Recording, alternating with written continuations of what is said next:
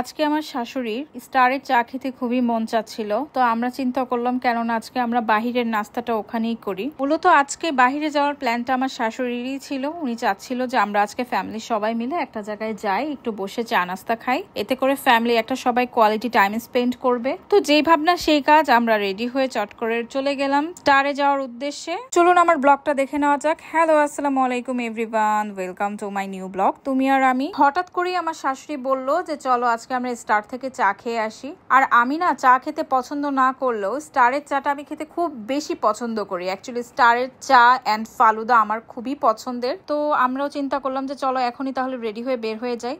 তো যেই কথা সেই কাজ, আমরাও তাড়াতাড়ি রেডি হয়ে বের হয়ে যাচ্ছি এখন স্টারে যাওয়ার উদ্দেশ্যে। এদিকে কায়রো দেখুন একটু দুষ্টামি করছে। জনসন রোডের শাখাটায় আমরা চলে এসেছিলাম স্টারে, যেটা হচ্ছে পুরান ঢাকায়। আমাদের বাসা থেকে এই স্টারটা খুবই কাছে, যার জন্য আমরা এখানে চলে এসেছি। আমরা এখন ওয়েট করছিলাম আমার শাশুড়ির জন্য। আমরা সবাই খুব তাড়াতাড়ি চলে এসেছি, বাট আমার শাশুড়ি আসলে জ্যামে পড়ে যায়, যার জন্য ওনার আসতে একটু দেরি হয়ে যায়। এই স্টার কাবাব অ্যান্ড রেস্টুরেন্টের সাথেই কিন্তু স্টার বেকারিটা আছে, যেটা ওদের নিজস্ব। এখানে ওদের সমস্ত ধরনের বেকারি আইটেমগুলো পাওয়া যায়। আর এই স্টারের বেকারির আইটেমগুলো কিন্তু খুবই মজার। আর তার সাথে কিন্তু স্টারের স্পেশাল জুস বারও আছে। আমরা প্রথমে কাবাবের সাইডে বসে যাই। তো এখান থেকে আমরা কাবাবের আইটেম দেখছিলাম আর আম্মুর জন্য অপেক্ষা করছিলাম। এখানের মেনুটা ভালো করে দেখার পরে এটা বুঝলাম যে এখানে কাবাবের আইটেম ছাড়া অন্য কিছুই পাওয়া যাবে না, যার জন্য আমরা উপরে চলে যাই, যেখানে সবকিছুই পাওয়া যাবে, লাইক বিরিয়ানি বা কাবাব আইটেম হতে শুরু করে সকল কিছুই পাওয়া যাবে। তো আমরা উপরে এসে এখন ওয়েট করছিলাম। তার সাথে আমি আমার জায়ের সাথে এখানে একটু গল্প করছিলাম। আমরা অর্ডার করে দিই মোগলাই পরোটা। স্টারের মোগলাই পরোটা খেয়ে দেখলাম খুবই মজা। এখানে আমার শাশুড়িও চলে এসেছে। এখন আমরা ফাইনালি সব ফুল ফ্যামিলি একসাথে গল্প টল্প করছি। খাবারের অর্ডার দেওয়া হচ্ছিল, আসলে আমরা এখন নাস্তা খাবো ছোটখাটো একটু। গরম গরম মোগলাই পরোটাটা ট্রাই করছিলাম, এটা কিন্তু খুবই মজা। চিন্তা করলাম যে মাঝে মাঝে এসে স্টারে খাবো, ভালোই লাগছিল।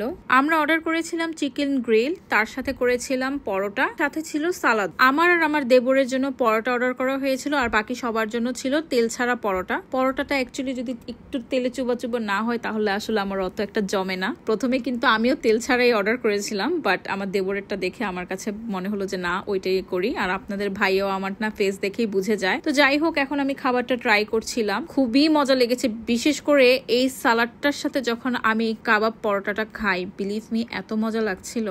শুধু এখানে বেসিক্যালি আমরা খাওয়ার জন্যই আসিনি, আমরা আসলে একটা কোয়ালিটি টাইম স্পেন্ড করতে এসেছি। আবার আমার শাশুড়ি এখানে সবজিটাও অর্ডার করেছিল, যেটা খেয়ে আসলেই অনেক ভালো লেগেছে। চিন্তা করলাম মাঝে মাঝে আমরা সকালে নাস্তা করতে চলে আসবো। চা, যেটার জন্য আসলে মেইনলি এখানে আসা, এই চা না খেলে কি হয়, এত মজা এখানকার চাটা। আসলে আমাদের কাছে খুবই ভালো লাগে, জানি না কার কাছে কেমন লাগে। আমাদের বাসার সবারই মোটামুটি স্টারের খাবারটা খেতে খুবই ভালো লাগে। আমার শাশুড়ি শ্বশুরও খুব মজা করে খাচ্ছিল।